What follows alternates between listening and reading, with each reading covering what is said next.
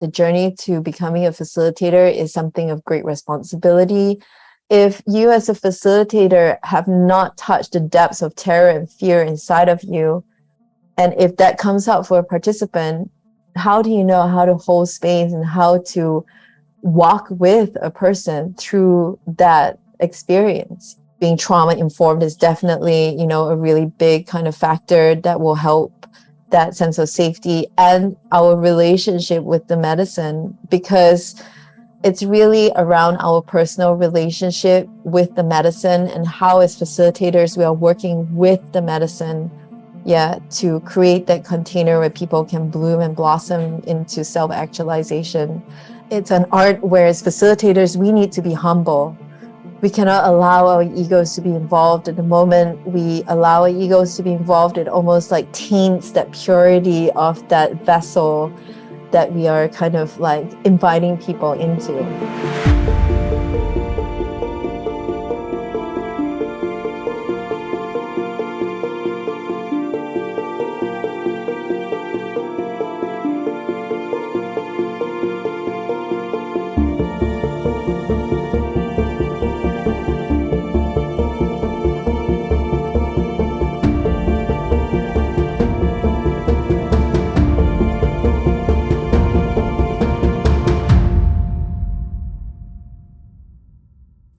Hi everyone, welcome to another episode of the Psychedelic Conversations podcast. I have with me a very powerful guest.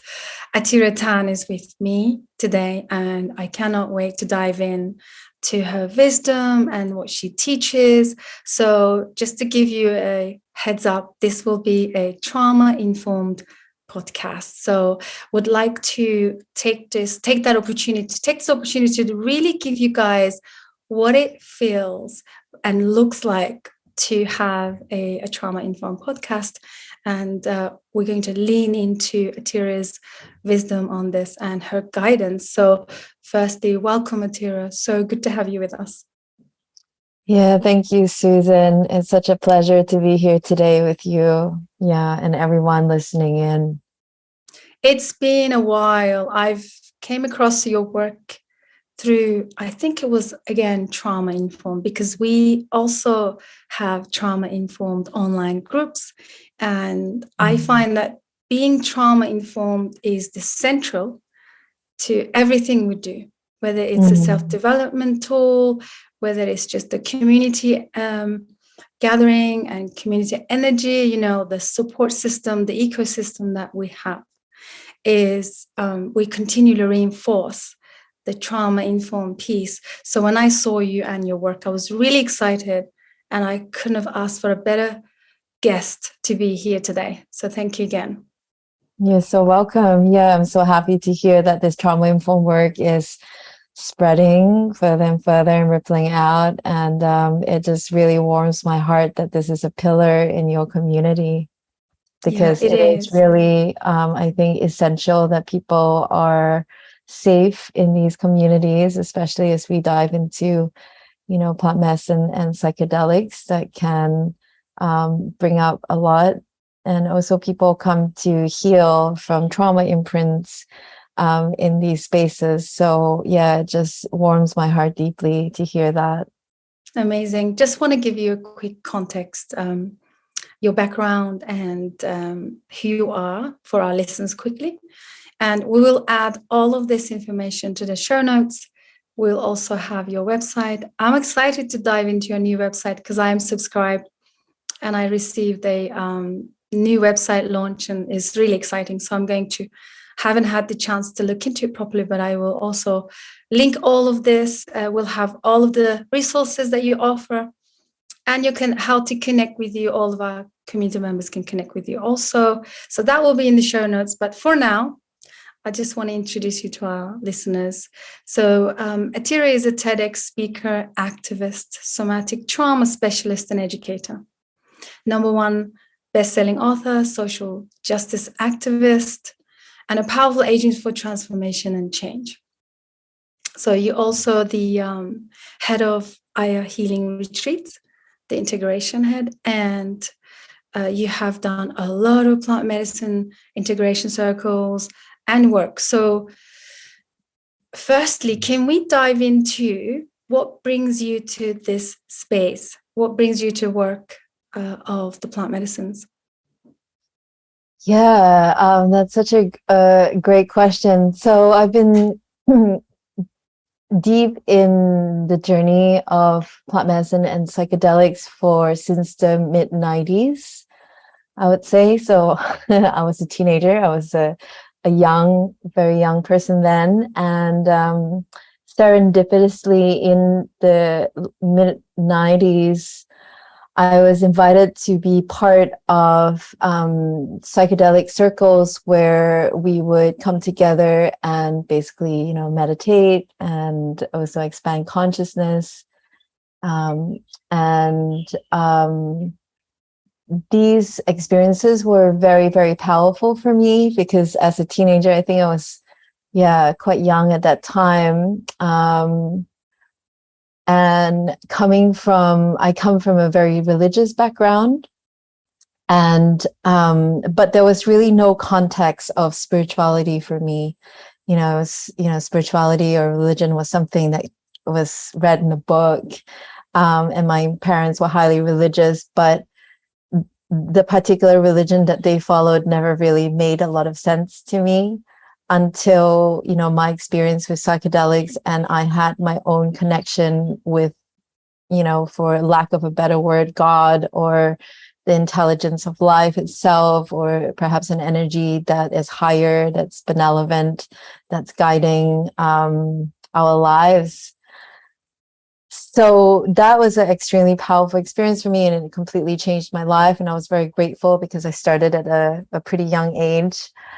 And another thing in terms of like working with trauma, with psychedelics and plant medicines, what it really helped me with was that, I've been through a lot of, physical violence and abuse and neglect in my childhood, partly because of my extremely kind of strict religious upbringing. And what happened to me was that, I lived my life as a child and, a teenager growing up, pretty kind of disassociated from my authentic self, so to speak. And I was a very confusing kind of area for me. I lived in a very dangerous home. So I spent a lot of energy basically trying to avoid those dangerous situations that would happen. And so I lived a little bit, I must say, a little bit away from my body. And I wasn't really participating in life in a really true, in an authentic way, which was 100% present. And through my experiences when I was younger in the mid 90s, those psychedelic experiences plus my own kind of devotion actually to my own spiritual practices that made sense for me at that time really kind of opened me up to what I would call, we all have a blueprint, our essence, our unique kind of, how to say, energy that we are born in and born with into this life. And the experiences of psychedelics really helped me to discover that. And I had an experience with very powerful experience that has really changed the direction and the course of my life in a deep way. Now, having said that, I think that, what I experienced in plant medicine and psychedelics are powerful, and they can be a tool and a doorway into experiencing something that can be greater than our egos or our mind. But there needs to be hard work that needs to be kind of put in to anchor and to integrate those experiences to make that a lived reality instead of just an experience that, we have and then we forget about, or, something that, is kind of in our memory. And I'm really, happy to share that over, I don't know, it's mid 90s, so I don't know how long it's been, like in 20 years or so. I've been very, I think, fortunate to focus a lot on the process of integration with many of these very profound experiences that I've had. where I can access those states that have been, given to me or I've experienced in the psychedelic and plant medicine space as, a normal experience that has been embodied and grounded within, present day life without the use of plant medicine and psychedelics. So I'm really grateful for those experiences with the medicine. At this juncture, I'd like to talk a little bit about trauma and also, psychedelics and how that came about. So I have been working as a trauma specialist for almost 20 years now, and I have worked with many, many different kind of marginalized populations of the world as an activist. My passion really is in the more marginalized populations. So my passion actually in this life has been working with survivors of child sex trafficking and child sex slavery and exploitation, especially in Asia. As an Asian woman, I really connect to the lived experience of being born in a female Asian body. So I have worked with, refugees, child soldiers, worked in war-torn zones, in different community-based organizations with vulnerable populations that have been through trauma. And it's really a deep passion and devotion of mine to really understand how, number one, how we can create a container of safety where it's not around fixing anybody, but is allowing that unique blueprint and essence of who we are as people to really feel safe enough to soften our defenses and bloom and grow and actualize into, our full potential of this lifetime. So it's been a really rewarding, very fulfilling journey, understanding our human physiology actually, and factors that we need as human beings to feel safe and therefore to recover and find resolution from these trauma imprints, so that our unique blueprint can be free to blossom and to grow into that, self-actualization, and that self-actualization path. And, being on this process, both practicing as a trauma clinician and also, learning so much about trauma and working with many thousands of nervous systems and bodies. I would say that has really, it's a lifelong journey of research to really understand and to uphold these trauma-informed principles and to investigate, what are some of the factors that are so important to people feeling safe and healing and dissolving those defensive mechanisms for that unique blueprint to bloom and to grow. So this way of looking at trauma is not around fixing or is not about analyzing anyone, but rather it's about upholding and really reflecting back what is life affirming and what's powerful and strong to a certain person, and reflecting back and viewing them in that way, that just because they have these trauma imprints, they are not broken, but there's something that was missing during the trauma imprint that we as facilitators or integration practitioners are always looking to provide reparative experiences. And through that 20 years of experience, as I, I've obviously, been to many ceremonies in many different contexts. And one of the first, I think plant medicine experiences that I had, and I'll just let the audience know that there might be a little bit of a trigger warning here. So, I'm going to talk a little bit about sexual abuse and assault. So if you feel like you need to pause, those out there listening, and just skip this part, please feel free to honor yourself as well and what you need in this very moment. But I had a ceremony back in 2004 where it was my first introduction to ayahuasca. And unfortunately, I was sexually assaulted by the so-called kind of shaman or facilitator that was running the ceremony. And I was very lucky because I was, even in that altered state of consciousness experience, I was able to fight back. So I was able to use my voice and use my body to push this person away and to say no, even though he was quite insistent. But what I also found very disturbing actually was that, after this traumatic experience, I told some of my friends who were also in ceremony with me about what happened.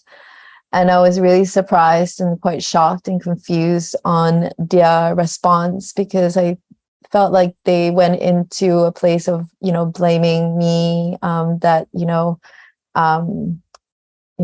it was my fault, that, I shouldn't, because what happened was that I had to get some space. So I went outside out of the group just to get some air.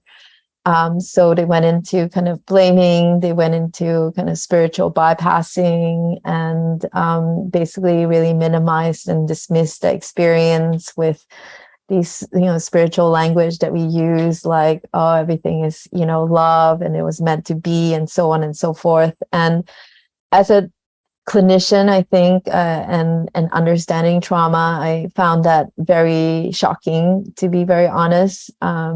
Coming into the space, which is supposedly, safe, and having that experience. So since that experience, as a trauma clinician, it's hard not to look at ceremonies from a trauma-informed lens. And what I found is that there were, multiple, very numerous ceremonies that I have been to and I still go to, where there is just no support systems for safety, where sometimes the facilitators are checked out. As an integration specialist, I see a lot of clients for integration one-on-one to work through the trauma imprints that arise in plant medicine.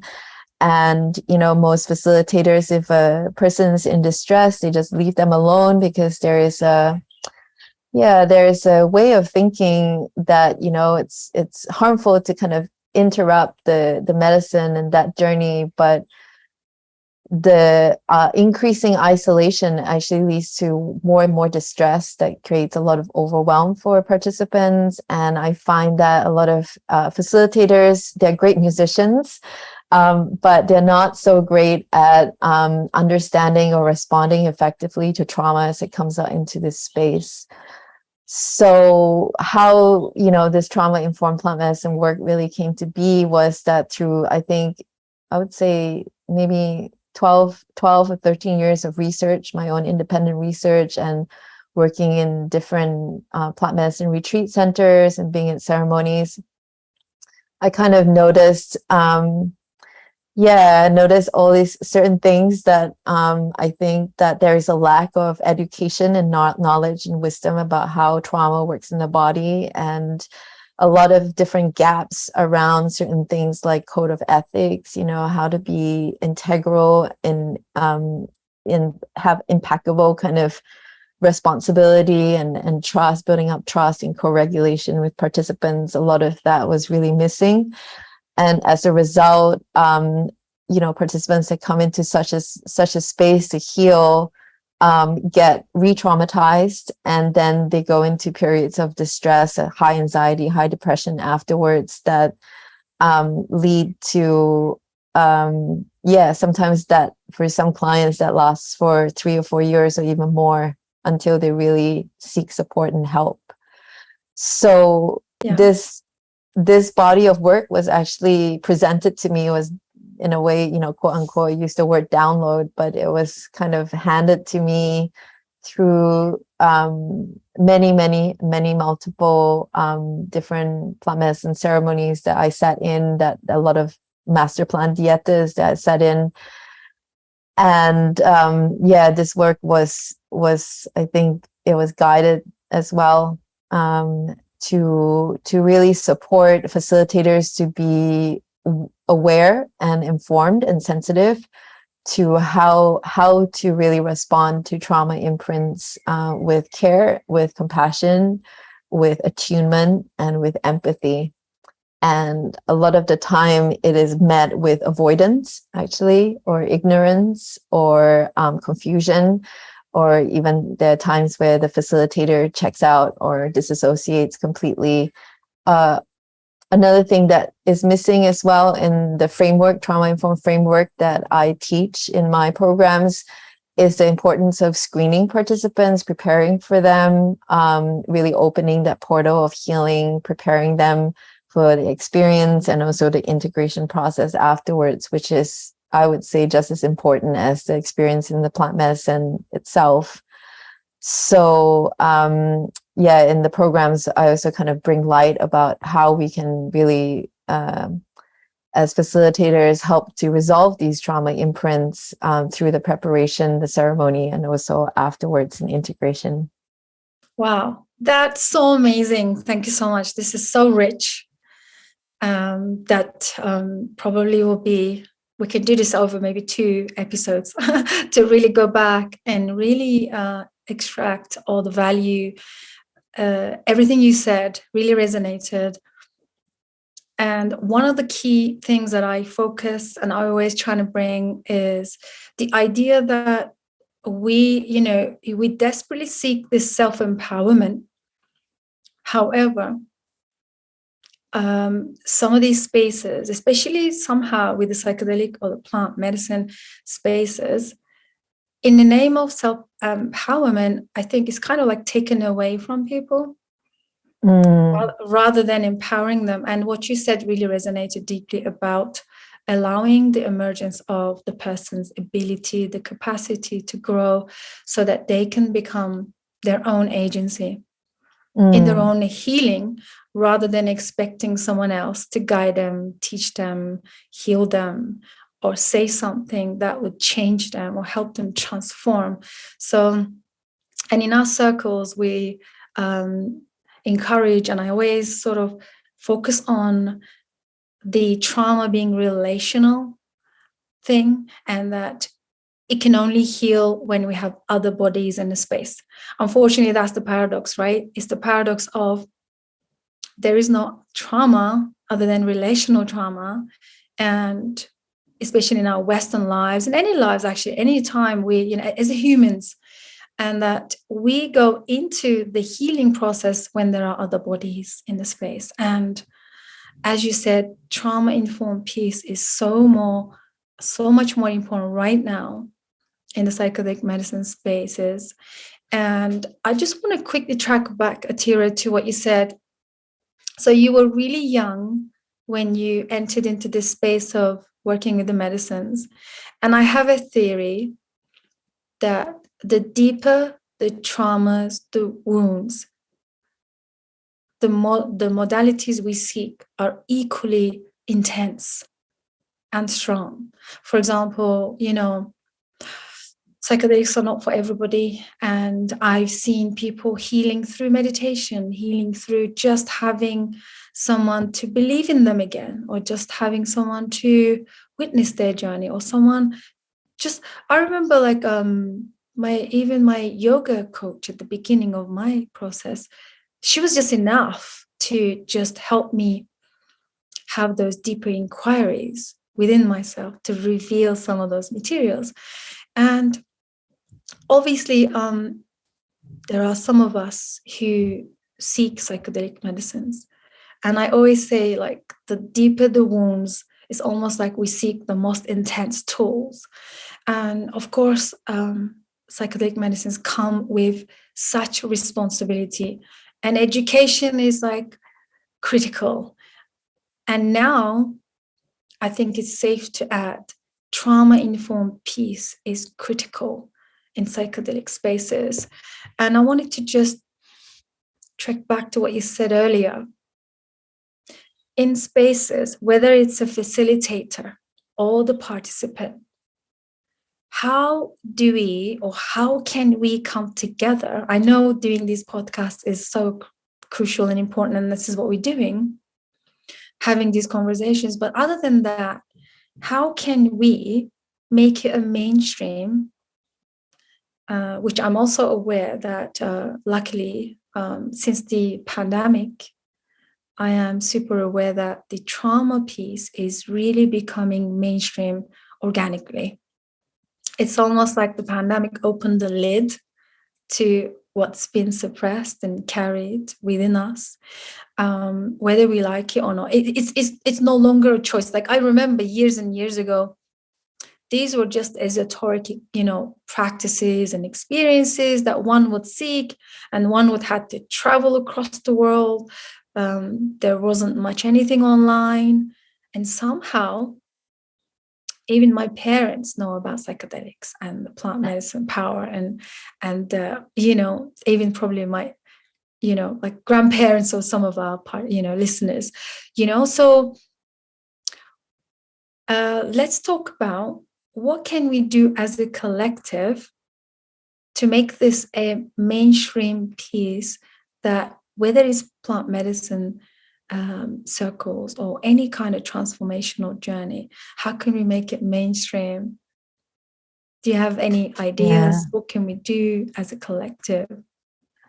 Yeah, that's such a great question, Susan. Thank you so much for answering. And to answer that question, I would direct audiences to the first principle. So there are 10 principles of trauma-informed plant medicine facilitation that can be adapted to both facilitation and also integration that I have kind of distilled down. And I think that the first principle, and the most important principle is for both facilitators and also participants to really understand that we want to assume that anybody that's coming into this space, whether it's plant medicine or yoga or meditation circle, have experienced some kind of trauma, whether it is, a big trauma or a little trauma. Big T's or little T's. Suffering is something that we all share actually in this human life and this human experience, right? Unfortunately, I think in the past, especially with mental health, the word trauma is almost something that's taboo, or mental health is something that's taboo. So there is a lot of shame or a lot of guilt around that. And I think that shame is one of the biggest blocks or resistances to cultivating compassion for the parts of ourselves that are suffering. And I think during the pandemic, as you named, because we were all, our whole globe, internationally, whatever culture you were from, whatever country, we were in a trauma vortex in a way. And I still believe that we're in the trauma vortex as well.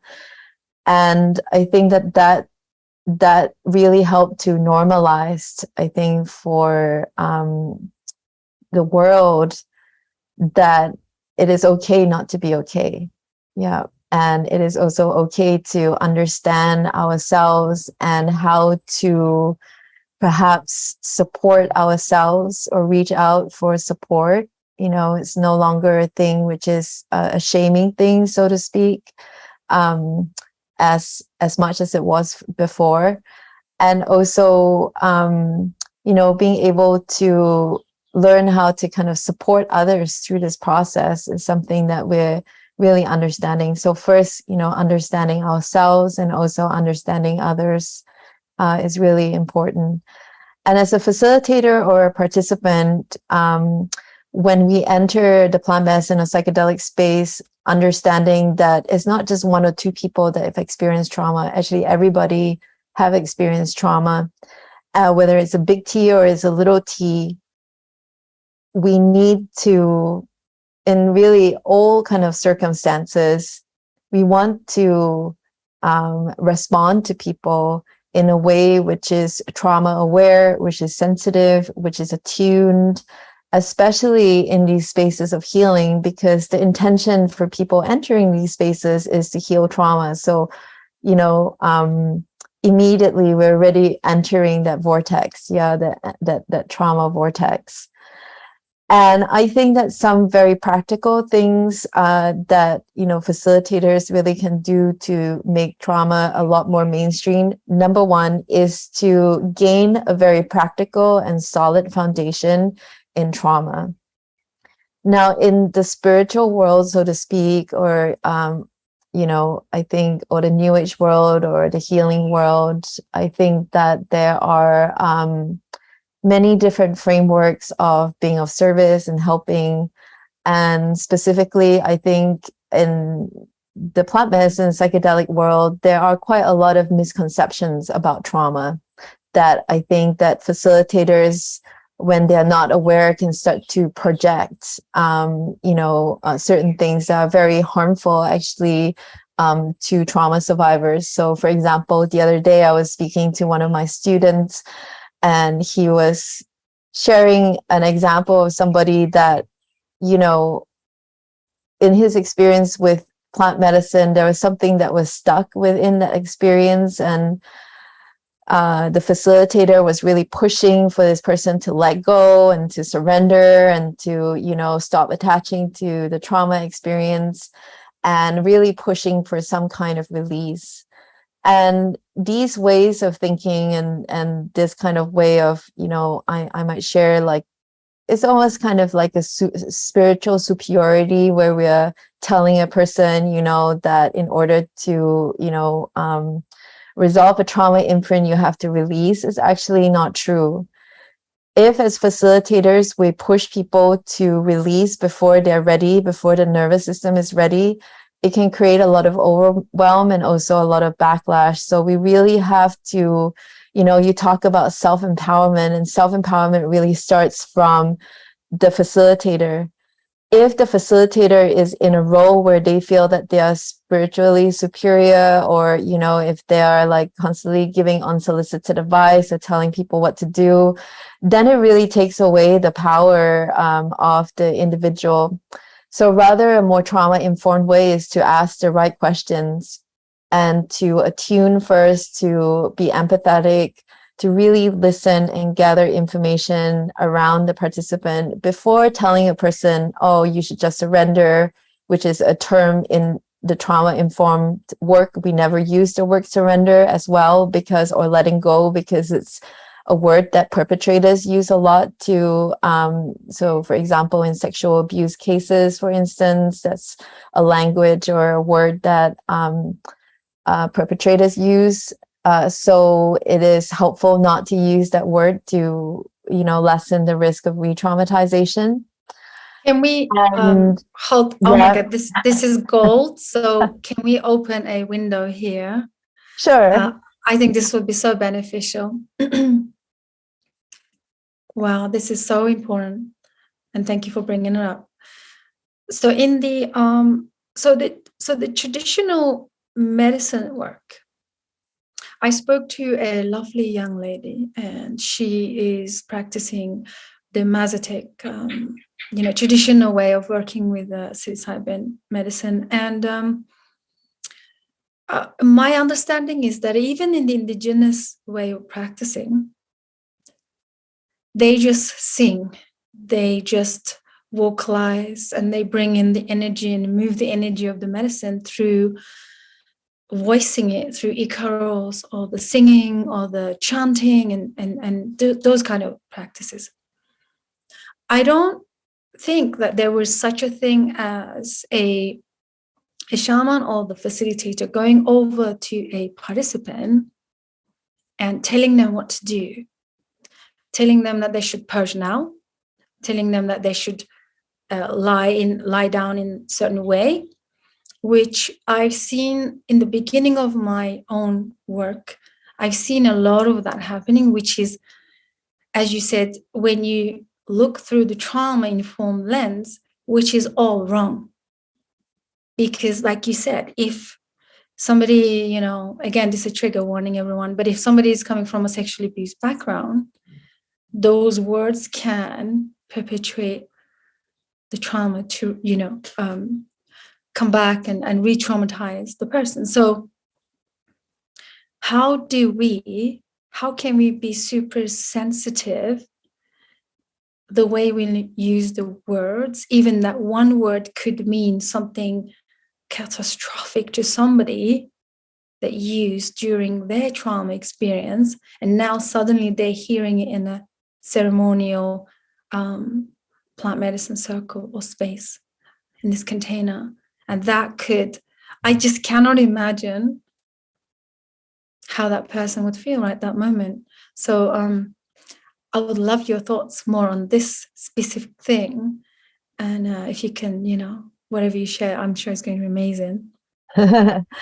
Well, that was the point that I was trying to make. I really think that facilitators are not actually informed, or they don't have that practical kind of information, I think, about trauma and how trauma specifically works in the nervous system and the body, and also certain aspects such as, trauma-informed language and the cueing that we share to understand what is the rationale of the certain words that we use. So I also come from the same, a similar, I think, tradition as, you've mentioned, a different tradition that works in a very different way. And the way how I work is that I welcome, every different tradition, because certain traditions can be quite patriarchal as well. The different ways of working can be quite authoritarian. There are certain kind of ways of doing it. Like, for example, women have to be on the left and then men have to be on the right, or you have to wear certain clothes, or, there is all these kind of boundaries and structures. I think that, number one, it's very important for trauma facilitators, for plant medicine facilitators to, have the right education specific to a plant medicine experience, and how to be kind of trauma informed. I have an annual program that teaches facilitators how to do that and how to be attuned and empathize and aware.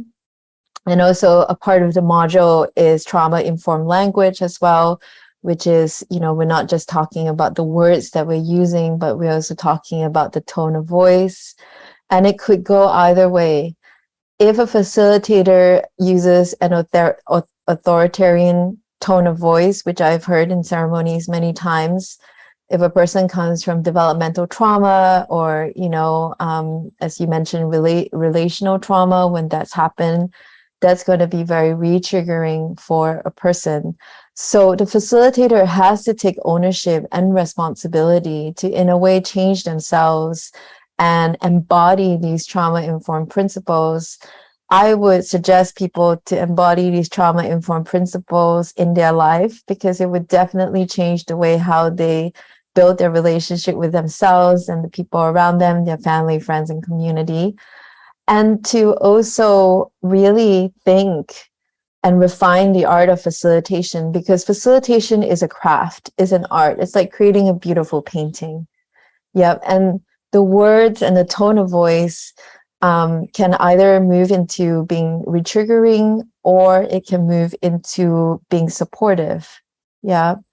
So we need to, with everything that we're offering in, these spaces, to be very aware of the choice of words that we use, the tone of voice that goes with it, and also the rationale for this word, surrender. So what are you trying to do? Yeah, what is the goal of asking someone to surrender? Surrender to what? For a trauma survivor who has experienced a lot of lack of control, with no support systems, with no sense of resilience, surrendering to a certain terrifying event is even more terrifying for these people when they don't have that support. They don't know what to let go into. So if we can kind of reflect on this, I think, as facilitators, and to really think about what am I really trying to enable this person to do. In order for surrender to happen, support needs to be there. Surrender and letting go cannot happen without support. it cannot happen without support. So I love that. I love yeah, that. Can I just pause you here for a second? sure. So here's the thing. In one of the circles, there were about maybe 3 almost cathartic releases happening. And my understanding was like nobody told them to go into it. Nobody asked them to surrender anything. Nobody asked to let go anything. But the organic emergence of the cathartic release was happening. And I always tie it to space being super safe. They somehow, their inner workings of the nervous system or the unconscious, there is a intelligence that feels when the environment is supportive and safe, that kind of allows this kind of cathartic experience to emerge, to bring that to bring closure, you know, the resolution and all the beautiful words that we can use here. And I love that, Atira. Like sometimes we don't need to instruct people and insist that they should surrender, because if they were ready and they had enough capacity, they would anyway, naturally, right? So how important. So please carry on, but also it's such a paradox, creating the safe container so the person can allow the organic releases to happen, versus there is this really controlling facilitator continually obsessed with telling people to surrender, which we see often, right? It's happening everywhere. Yeah, and I think that part of it is not because these facilitators come from ill intention, but because they don't actually have the right experience, or for example, they don't they haven't really embodied these trauma-informed principles, or they haven't had enough training, practice, or education to do so. To come back to your story, I mean, I do feel that, safety is an important factor that can lead to discharge, which may show up as catharsis. But it's not the only factor, I think. I think that the process of trauma resolution and recovery, there are a lot of different factors involved. For example, how ready a person is to kind of feel safe to go into that space, how much healing they've done in the past, their own sense of inner resilience, the relationship they have with the facilitator and members of the group, how resourced they are in their lives, and I think that all of these factors can really lead into an organic kind of release, so to speak. Yeah. And in trauma recovery, we are tracking that all the time and really creating that container in order for that organic release to happen. But in no way should we force an experience onto anybody. And this is for many different reasons. I think number one, trauma happens when there is no choice or agency. So as a facilitator, if you have, if you're quite controlling, if you're quite authoritarian, if you have all these different rules that are not malleable and attuned to the needs of the individual, then it's going to create a very unsafe space, and people are going to feel pressured, or even worse, they might feel shame that they're like, oh, I don't know how to surrender, and then something is wrong with me because I can't surrender. And then suddenly it becomes a little bit of a head trip, whereas I think that there could be so many more helpful ways to invite a participant to be present with what's happening and provide them the support structures and, helping them to connect to layers of support. So, for example, a very tangible layer of support is the relationship to the earth and the relationship to gravity.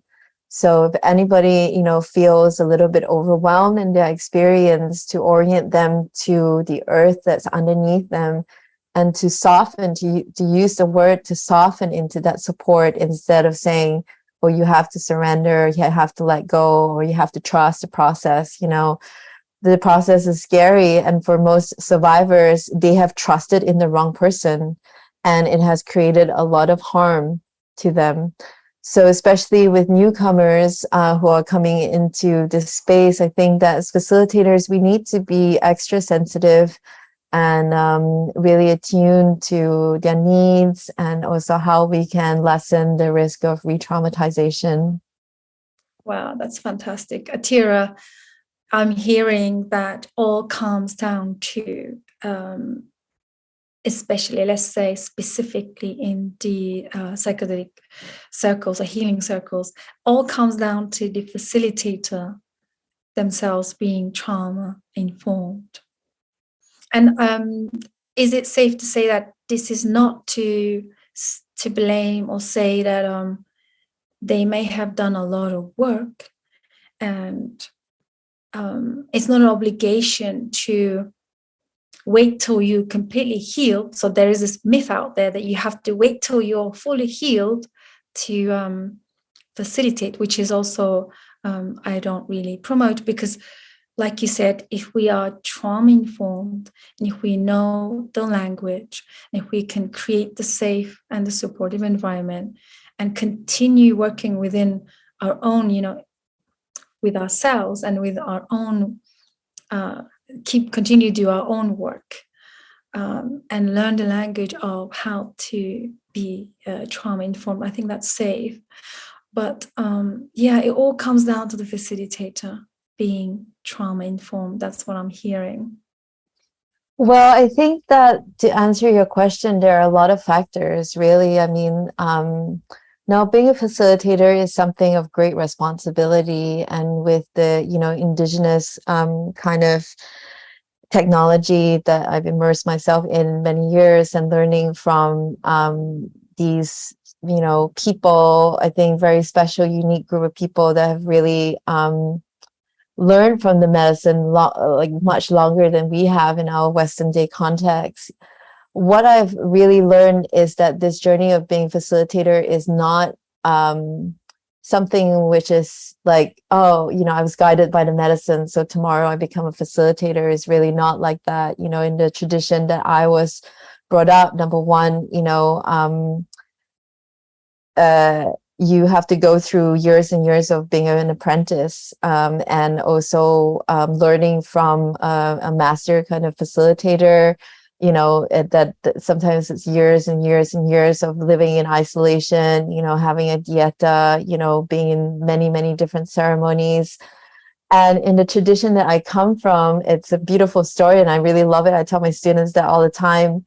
But in order for somebody to become a facilitator after you're doing, let's say 10 years of mentorship and dietas and your own kind of experience, your own deep dive with the medicine, the final initiation is to eat a very hot chili, to swallow it, and then to poop it out, the chili seeds. And only if the chili plant grow and bears fruit, so another chili, it means that you're like the chosen, facilitator. You're the you've been chosen. And I think that's very beautiful, because first is the personal will, our ego to like devote ourselves on this path. Secondly, it's a truce with God. It's a truce with nature. The plant medicine, the psychedelic world, all comes from the intelligence of life. And, it's like we surrender our egos, to that higher intelligence, which is really the intelligence of nature and the medicine that's working within nature to help us heal. And, even though, it might be very different in our Western world, what I'm trying to say is that the journey to becoming a facilitator is something of great responsibility. And it also takes a lot of time. It takes a lot of mentorship of how to navigate through the altered state of consciousness state. And if, a facilitator has only done like 15 ceremonies and suddenly they want to facilitate, it, for me, is a little bit of an incongruence with the responsibility that a facilitator needs to have. because the way how we can hold space and create, and navigate skillfully other participants in the space is really how we have navigated through our own imprints within the medicine and after the medicine and before. So if you as a facilitator have not touched the depths of terror and fear inside of you, and if that comes up for a participant, how do you know how to hold space and how to walk with a person through that experience, So that is something I think that we need to be very, how to say, what's the word there? There's a healthy fear in, I think, stepping into this role impeccably and with integrity. And I think that, this is very much needed in the plant medicine world today, that people step into this place of having a very strong code of ethics, having very healthy boundaries, being very professional in the work. Being trauma informed is definitely, a really big kind of factor that will help that sense of safety and our relationship with the medicine, because how we help people kind of navigate through those terrifying experiences or joyful experiences, whatever kind of flavor and tone these altered state of consciousness experiences are, it's really around our personal relationship with the medicine and how as facilitators we are working with the medicine, to create that container where people can bloom and blossom into self-actualization. And if that hasn't been done within ourselves, then it is very, very difficult, and it gets quite overwhelming, and we can make a lot of mistakes that can lead to more harm for people if we don't have those solid foundations set in place. So although I agree with you, that for, facilitators, number one, there's no end goal to healing, first and foremost. There are always layers and deeper layers of that. And I think as we grow in that journey, we start to be less goal-oriented, actually, as we mature in this path, and we really welcome everything that comes up in our way. But I do feel that, there needs to be a certain kind of impeccable integrity in a facilitator, and that comes through lived experience, life experience, education and training, and, the relationship with the medicine, a deep, strong relationship, and also to refine the craft and the art of facilitation. That is an art in itself, and it's an art where as facilitators, we need to be humble. We cannot allow our egos to be involved. At the moment we allow our egos to be involved, it almost like taints that purity of that vessel that we are kind of like inviting people into. Yeah, that's so beautiful. And what are your thoughts on that? The fact that psychedelic medicines lends into the ego needs. For example, like you said earlier, having one ayahuasca and then suddenly thinking that you're now chosen one and you should be, facilitating ayahuasca ceremonies. We've seen this, right? We've seen this all the time. We see it all the time. What is it about psychedelic medicines that lends to this level of bypassing? Is that the right way to talk about it? I think that when people experience the profound healing states and, states of bliss and, connection with, oneness in the universe and spirituality and all of that, I actually feel like it's very normal for people to kind of want to, share it with others. And I think that goes with every modality, yoga, meditation. When we experience something that's profound and life-changing, I think that it's very normal and common for that there wants to be an impetus to kind of share that. And I deeply honor that, because our world is in so much suffering, and I think that it needs that devotion to life and the service. So I really commend and honor, people when they feel this call. But I might give a metaphor. I think maybe we can wrap this up here, that, for example, of me as a therapist, I knew that, when I finished my degree, I wanted to help people with art and creativity and the body. So what I did was that I went through copious amounts of education. I have a master's degree. I'm doing my PhD now. I've done all these like different courses, the somatic experiencing course, EMDR, womb surround, NARM, all of these certain things. Like, to become a psychologist, you need to at least have about 5 or 6 years of like devoted study. Then you also have an internship too, that you work on for like 2 or 3 years, where, you intern, then, you are safe. Then, there is an ethical kind of regulated board that says, here, you have gone through the training, you have done an internship. So now you are well equipped to hold people in that space by yourself. And this is, I think, something that's very missing, I think, in the plant medicine world, is just an unregulated kind of board, not enough kind of education. It's a very, kind of based on, it's not really based on like neuroscience or like, any kind of education. And I think that this is the missing part. Actually, it's not really the call to service. I think that that's really beautiful and much needed in the world. It's more that rush to be in service without really going slow and gathering the information that you need in order to step into this role with integrity. So I think that part is what's missing from our world today. And that's wonderful. Thank you.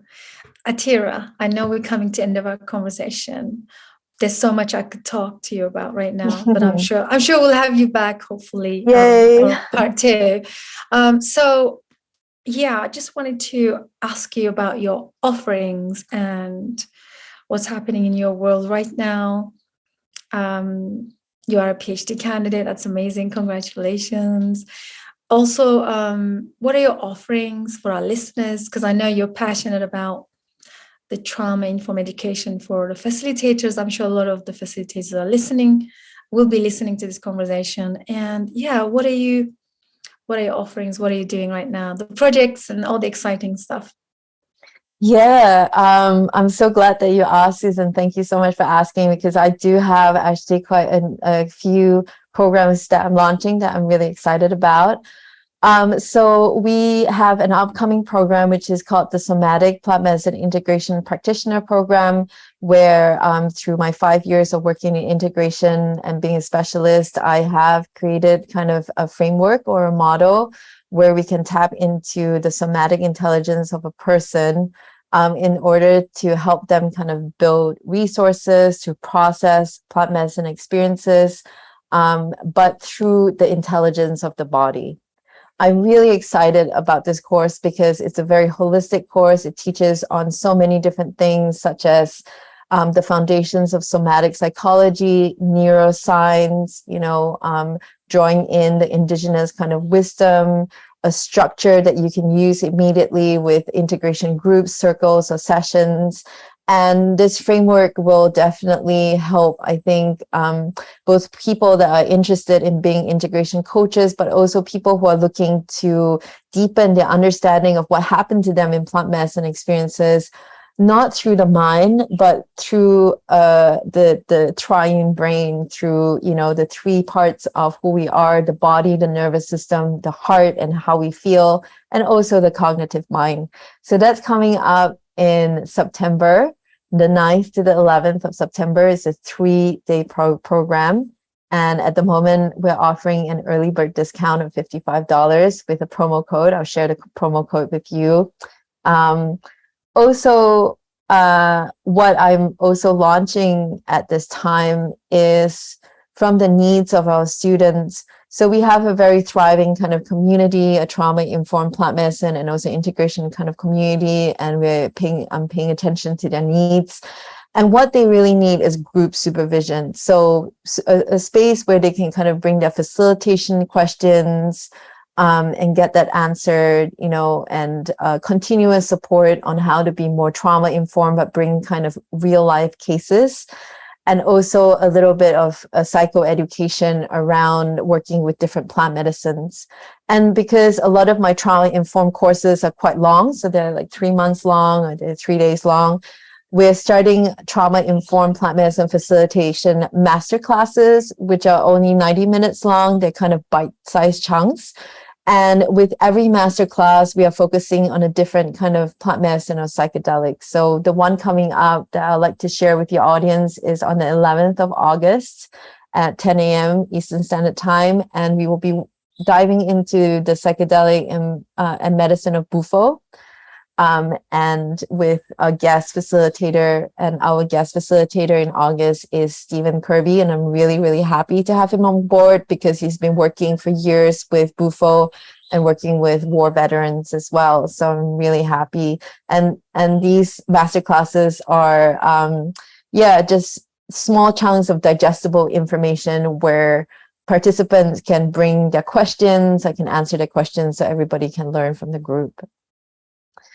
Lastly, the next trauma-informed plant medicine facilitation program I'm offering will be in March of 2023 of next year. I run one annually, and this is a 3-month program to teach facilitators how to be more trauma-informed using the framework of TIPM, which is really looking at the preparation, what happens in the ceremony, and also in post-ceremony and integration care. And I'm really looking forward to sharing these programs with you. And we've had a community of about 500 to 600 people. And I really love this space because it continues to support people in being more embodied in this trauma-informed framework. That's wonderful. Thank you so much for all the work that you've been doing so far and everything you bring. This is what we need. It's so needed right now, Atira, and appreciate you so much. Thank you so much, Susan. Yeah. So just before we let you go, what would you say to our listeners, whether they are new to the psychedelic medicine, whether they are preparing to become facilitators or diving deeper into their own growth and psychedelic experience? Maybe some words of wisdom, something that comes naturally. What would you say to us? I would say that irregardless of whether you are in the plant medicine and psychedelic space or not, with or without the support of that medicine, you have the power to heal yourself.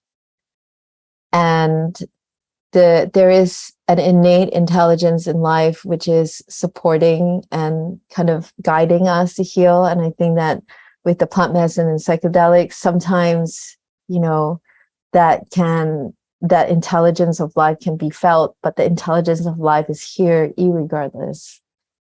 So I think that what I would love to share with your community is that for those that are struggling out there, maybe, working through their own imprints, is that they have the power to heal. And I invite them to reach out for support because we are not meant to heal alone. We're really meant to heal with each other, as you shared. And I think that reaching out for support can be so incredibly helpful in this journey where we are all growing and healing together. Yeah. And I wanted to share that everybody matters in this body of work. Yeah. We are all worthy of love and belonging and connection. And I really hope that your audience will feel that from this chat that we had, that they matter and their needs matter and their sense of safety matters. Yeah. That's beautiful. Thank you so much. Yeah. Thank you. Wow. It's always so beautiful having these deep conversations and that everything comes with it. It's just so inspirational.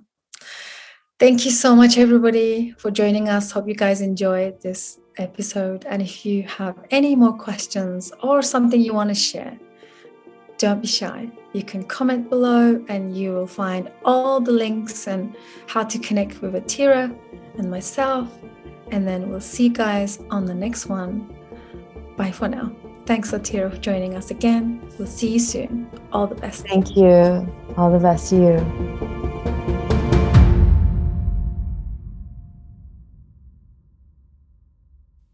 Thank you so much for joining us. Psychedelic Conversations podcast is designed to educate, inform, and expand awareness. For more information, please head over to psychedelicconversations.com.